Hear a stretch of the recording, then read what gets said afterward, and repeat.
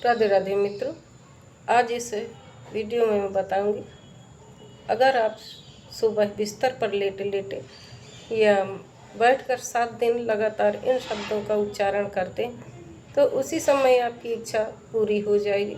इच्छा आपकी कैसी भी हो, ये प्रयोग ब्रह्म मुहूर्त में करना है। शास्त्रों के अनुसार अगर देखा जाए तो रात्रि को 4 भागों में बांटते हैं। पहला समय रुद्रकाल माना जाता है। रुद्रकाल का समय शाम 6 से 9 बजे तक का माना जाता है। दूसरा होता है राक्षस काल, ये होता है 9 से 12 बजे का। तीसरा काल होता है गंधर्व काल, जो 12 से 3 बजे तक होता है।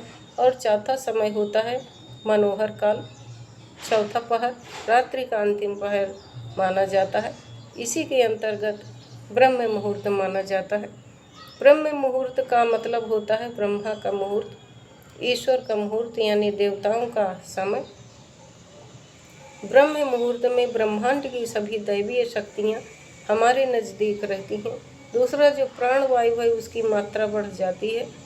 रात्रि में जो ओस पड़ती है, वो जो गंदगी है जो ज़मीन में पहुंच जाती है, चिपक जाती है और हमको शुद्ध प्राण वायु मिलने लगती है। 4:24 से लेकर 6 बजे तक ये प्रयोग कर सकते हैं। सबसे पहले ये प्रयोग को हार्ट के पेशेंट, बीपी के पेशेंट ना करें, क्योंकि इसमें सांस को रोकते हैं। यदि वे रोकेंगे तो उन पर बुरा असर पड़ सकता है। 7 दिन लगातार प्रयोग करें। ऐसी भी इसकी कामना न करें जो किसी का अहित होता हो, वही बोलें जो आपके लिए हितकारी हो। सुबह आप ब्रह्म मुहूर्त में जागरण कर लें। 4:24 से यानी 4:24 से पहले स्नान कर लें तो अति उत्तम। यदि नहीं कर सकते हो तो हाथ पैर मुंह अच्छे से धो लें। एक बार में एक ही विष चुनें। विष को लंबा ना करके मात्र एक लाइन में बोलें, यानी कम से कम शब्दों में विष को दोहराएं। जहां हवा अच्छे से आती जाती हो उस कमरे का चुनाव करें। पूर्व दिशा की ओर मुख करके आसन पर बैठ जाएं। गर्दन कमर सीधी रखें। दोनों हाथों को अपने घुटनों पर रख लें और मुट्ठी बंद कर लें, यानी सीधी रीढ़ की हड्डी सीधी रहनी चाहिए। इस तरह बैठें। दोनों हाथों को अपने घुटनों पर रखें और मुट्ठी बंद कर लेना। अपनी श्वास को सामान्य करें। फिर 1-2 मिनट बाद एक गहरी श्वास लें और अपनी विष को आज्ञा चक्र में ध्यान देते हुए बोलें। जितनी देर सांस को रोक सकते हैं उतनी देर रोकें और रोक कर ही विष बोलें। फिर जब लगे कि अब मैं श्वास को नहीं रोक सकता हूँ तो मुंह से श्वास को धीरे धीरे छोड़ दें। नाक से श्वास खींचना है और मुंह से निकालना है।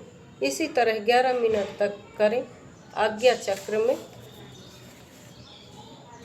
यदि आपके कोई देवी देवता हो, इष्ट हो तो उनका ध्यान करें। यदि ना हो तो प्रकाश का ध्यान करें, यानी ज्योति होंगी तो आज्ञा चक्र ये है। तो आज्ञा चक्र में ज्योति आए ऐसा ध्यान करें कि दिखाई दे रहा है, हमको प्रकाश दिखाई दे रहा है। यह क्रिया 7 दिन लगातार करें। अब ये कैसे विष पूरी होगी ये तो कर लिया। तो इसमें सबसे पहले प्राणवायु है। प्राणवायु नाक के द्वारा आपके शरीर में जाएगी तो जो शरीर में रोग के तंतु हैं वो समाप्त हो जाएंगे। आपका शारीरिक स्वास्थ्य अच्छा हो जाएगा। जब शरीर स्वस्थ होगा तो मन भी स्वस्थ होगा। आज्ञा चक्र में ध्यान लगाएं और आपकी कामना पूरी होगी, अवश्य होगी। करें और लाभ उठाएं। ध्यान रखें ब्लड प्रेशर, हार्ट अटैक के बुलावा न दें। यदि ब्लड प्रेशर है किसी को, हाई बीपी है तो वो श्वास को न रोकें, क्योंकि दम घुटने की संभावना रहती है। करें और लाभ उठाएं। यदि वीडियो अच्छी लगी तो सब्सक्राइब करें, लाइक करें, शेयर करें। राधे राधे, धन्यवाद।